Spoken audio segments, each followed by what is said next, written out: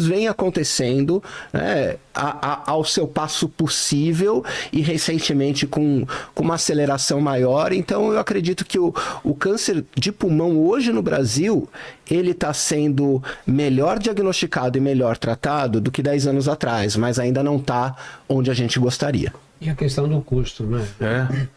Essas drogas caem no mercado muito caras, porque por duas razões. Primeiro, porque a sociedade não aceita que você tome um remédio que seja muito tóxico, que tenha uma toxicidade desconhecida. Então essas drogas têm que ser testadas em estudos clínicos. Há várias fases. Várias fases. Passa por animais, passa por todo estudo laboratorial, etc. Mas chega uma hora que tem que e para a população em geral. E nesses testes clínicos, o que você tem que provar? Primeiro, que ela é melhor do que o tratamento que já existia. Porque se você já tem um tratamento testado, usado muitos anos, que é melhor do que aquela droga, para que ela vai ser jogada no mercado, né? Esses estudos hoje são estudos grandes. Não adianta você pegar 20, 30, 50, 500 pessoas e tratar, não. Eles são feitos de que maneira? Você tem que comparar a droga que você estudou com o melhor tratamento existente. E vai analisar no decorrer de um tempo longo quais são os efeitos colaterais, os efeitos indesejáveis, quais são os resultados. E esses estudos são chamados de multicêntricos. Eu não posso chegar no meu hospital e dizer, eu vou estudar essa droga aqui. Tudo bem, posso fazer esse estudo, mas não é o que vai ser exigido na hora de aprovar a droga. Para ser aprovada, ela tem que ser feita em vários centros. De preferência, nos 5 continentes. Você tem que ter um hospital, 3, 4 hospitais na Europa, 5 nos Estados Unidos, 1 no Brasil, 1 no Uruguai, outros 2 no Japão. Esse é o estudo ideal. Esses estudos são caríssimos. Imagina porque eles têm que ser fiscalizados, tem toda uma estrutura por trás deles para você poder fazer. Então, esses estudos só podem ser feitos pelos grandes laboratórios, porque o governo não tem dinheiro, governo de país nenhum, nem aqui, nem nos Estados Unidos, lugar nenhum. Então, eles são feitos por essas grandes empresas. E esse dinheiro tem que voltar depois, porque se você não tiver lucro nesse trabalho todo, como é que você faz, né? Como é que você continua a pesquisa? Acontece que uma coisa ela vai ser jogada no mercado a um preço X. Uma coisa é o preço X nos Estados Unidos, para o paciente norte-americano, que tem bons seguros, etc. E outra coisa é aqui no Brasil, outra coisa é na Nigéria. Então essas drogas acabam tendo um preço muito alto nos Estados Unidos, que é para poder compensar o preço deles nos outros países. Mas, por outro lado, também já estabelece um teto. Custa 100 aqui, não dá para custar 5 ali, né? Então, tem esse outro problema. O sistema de saúde tem que se organizar para poder arcar com essas despesas. E aí tem toda uma negociação, e aí as coisas se complicam. Então, às vezes a pessoa diz, mas isso aqui já está aprovado nos Estados Unidos e o SUS não aprovou.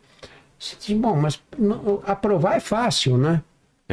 Eles fazem estudos completos lá, né? Aprovar é olhar, realmente a droga ajuda ou não, né? O problema todo é e quem vai pagar? Implantar. E como é que o SUS vai pagar? Quantos pacientes nós temos de câncer de mama no Brasil, de pulmão, quantos pacientes? Nós vamos ter condições de tratar esses pacientes todos? Por isso que a tendência moderna qual é? É você definir formas que te permitam prever. Você tem pessoas com câncer de estômago. Quantas essas pessoas, que características deve ter o câncer de estômago para a gente só usar essa droga que age nessas características? Então, nesses casos. Senão é perdido, né? Porque você não vai tratar os outros todos em que não vai haver resposta. Essa é a dificuldade maior da oncologia moderna. Não só a oncologia clínica, como toda a indústria e como os serviços de saúde dos países, né? Mas essa tão sonhada cura para o câncer ainda a gente está longe, né? Porque sempre falam que onde se coloca mais dinheiro é nessa procura da cura do câncer, né? Mas como vocês estão me explicando, é tanta variante, né, que provavelmente um tiro só você não consegue dar. Não, olha, Vilela, toda vez que você ouvir alguém falar, leu no jornal, que foi achada perto da cura do câncer, nem leu o resto, mentira. Porque você pode dizer, estamos perto da cura das doenças infecciosas. Não vai falar isso. Se for doença infecciosa por bactéria é uma coisa, por vírus outra, por fungo outra diferente. E o câncer são mais de 100 tipos diferentes. E cada um deles com muitos subtipos. E esses subtipos têm comportamento diferente. Você viu, o Gustavo disse, você pode ter um câncer de pulmão de células pequenas. É um grupo. Vai responder de determinada maneira ao tratamento. Você tem os de células grandes. E os de células grandes se dividem em vários subgrupos. Cada subgrupo desse é uma doença diferente. Então, se você tem aí mais de 100 tipos, você vai ter quantos? 500, 1000 subtipos? Como é que um medicamento vai curar, vai agir em todos esses casos? Porque para a Covid já foi complicado e ainda tem as variações que vão aparecendo, né? E lembrar que, assim, se alguém oferece uma solução mágica e única para um problema tão complexo, normalmente é conversa fiada. Porque, assim, o câncer que se instalou, né, ele sobreviveu aos mecanismos internos de controle da própria reprodução das células, ele sobreviveu ao sistema imunológico, ele garantiu uma sustentação dele dentro daquele órgão, ele garantiu a circulação.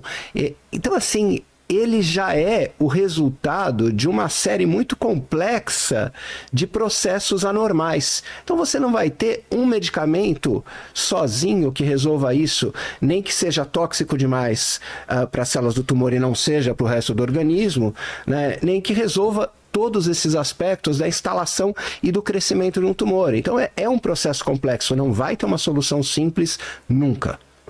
Mas a gente já está muito melhor do que já esteve 5 anos atrás, 10 anos atrás, porque a gente está conhecendo melhor a doença e a gente está identificando marcadores dentro da doença. Quando a gente fala do nome, do sobrenome do câncer de pulmão, a gente vai até atrás da pesquisa de alterações genéticas que podem ser alvo de um tratamento dirigido para elas, ou quando o tumor não expressa nenhum biomarcador dessas alterações genéticas, você vai atrás de mecanismos de escape do sistema imunológico. E se esse tumor expressa essas proteínas de escape do tumor imunológico, de escape do tumor ao sistema imunológico, você vai lá e combate com imunoterapia. Então, você conhecendo melhor o comportamento, a biologia do tumor, isso também favorece o desenvolvimento de novos tratamentos ou da combinação de tratamentos que trazem hoje, né, um horizonte de quantidade, de qualidade de vida muito, muito superiores do que a gente tinha 10, 20 anos atrás. Então, sim, a gente está avançando muito, mas a gente ainda não está perto da cura, até porque são muitas doenças. Mas a gente pode dizer que em algum momento a gente vai saber, por exemplo, como... A gente já sabe, por exemplo, que o cigarro, você está... a grande chance de desenvolver um câncer de pulmão. Tem alguma outra coisa que a gente pode dizer, pessoal, evite isso ou deixe de fazer isso? Já tem isso ainda com certeza? Porque a gente vê cada hora um nutricionista fala uma coisa, né? Ovo dá não sei o que, aí é leite. A gente não sabe o que eu não posso comer, o que eu não posso beber. O que a gente sabe com certeza hoje em dia, além do cigarro? Olha, acho que no caso do câncer de pulmão especificamente, a poluição é um agente importante, né? Você tem certos agentes químicos, né? Você vê que o amianto foi retirado do mercado porque ele liberava pequenas espículas daquele material que você respira, vai para o pulmão, causa uma série de problemas. E onde tinha isso? Onde se respirava? Todas essas telhas que cobriam... Fibrocimento, né? Você estava sujeito a... aquelas telhas onduladas. Esquentava, né? Nossa! Então, assim...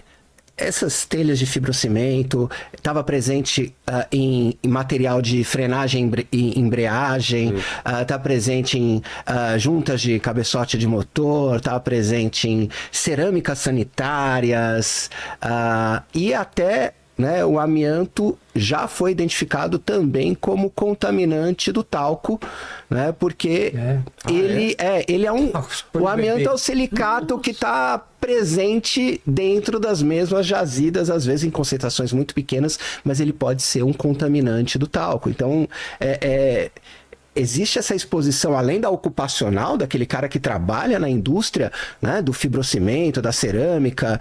Antigamente era utilizado como isolamento térmico em volta de cano de água quente, isolamento elétrico em volta de fio. Então o uso, por ser muito barato e muito versátil, né, tecido, luvas isolantes para manipulação de coisas quentes, né, e não é só amianto, né, tem a sílica, tem o crômio, tudo que a gente vê assim de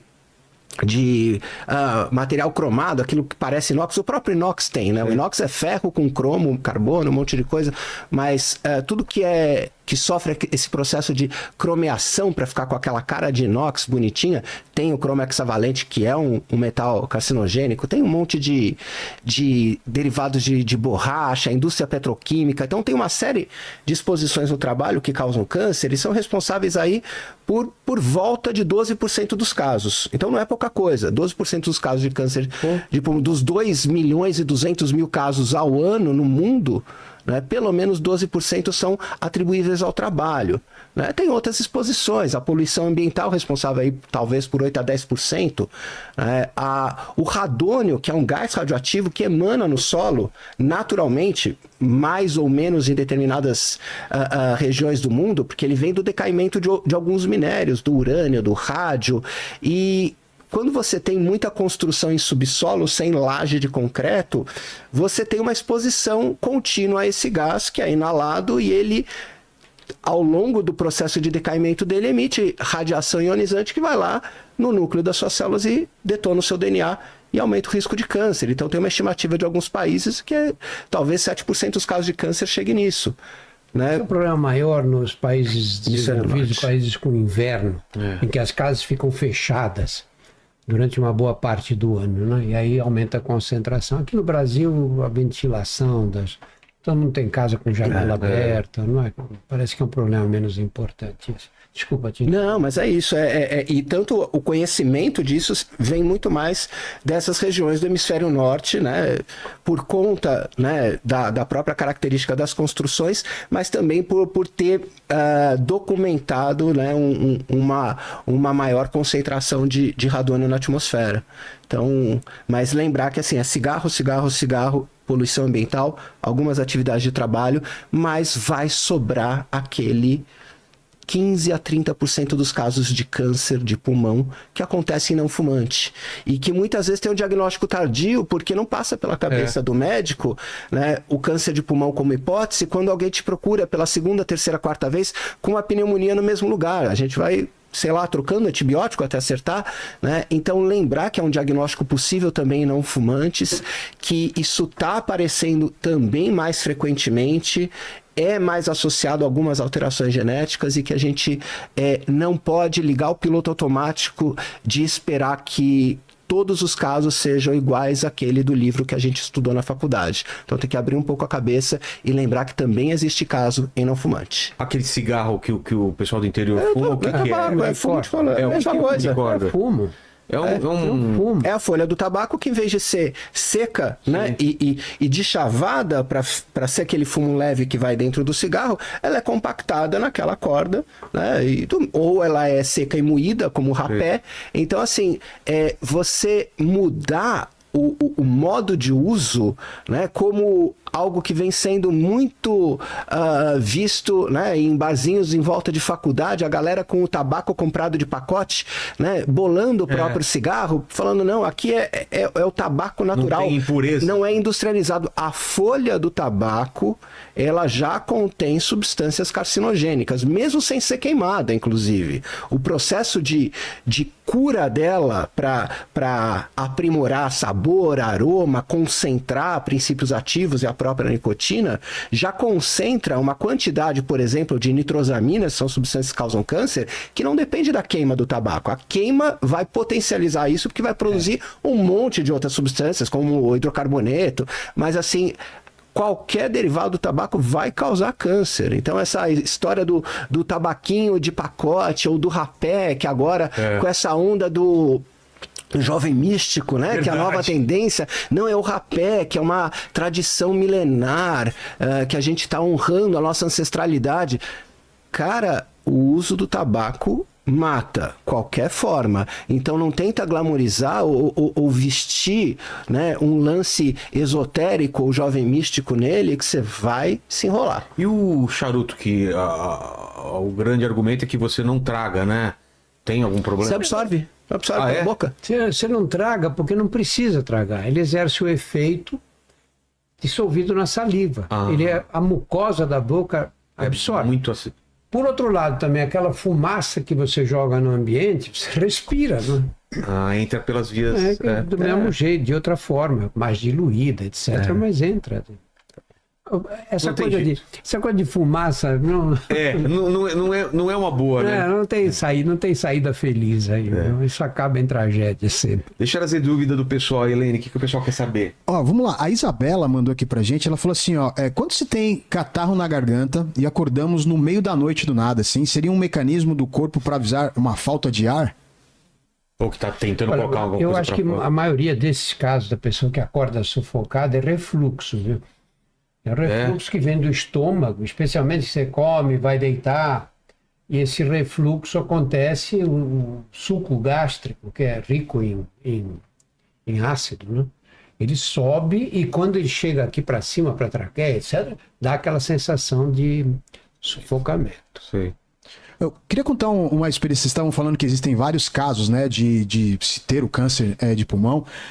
Um amigo meu, ele era funileiro, trabalhou muito tempo com funilaria e a mãe dele desenvolveu um problema de pulmão que levou a um câncer por conta do cheiro da tinta, que era muito forte no quintal ali deles, né? Então, também desenvolveu através do cheiro de tinta, né, pela quantidade de tinta que era espalhada, cheiro, né? né? Parte da tinta fica suspensão. Né? Essa atividade de pintura automotiva é reconhecida na IARC, né, que é aquela Associação Internacional para a Pesquisa do Câncer, que é da OMS, ela lista substâncias e atividades profissionais. Pintura automotiva é uma atividade que está relacionada ao desenvolvimento de câncer, além de outras doenças respiratórias, asma, por exemplo, asma ocupacional.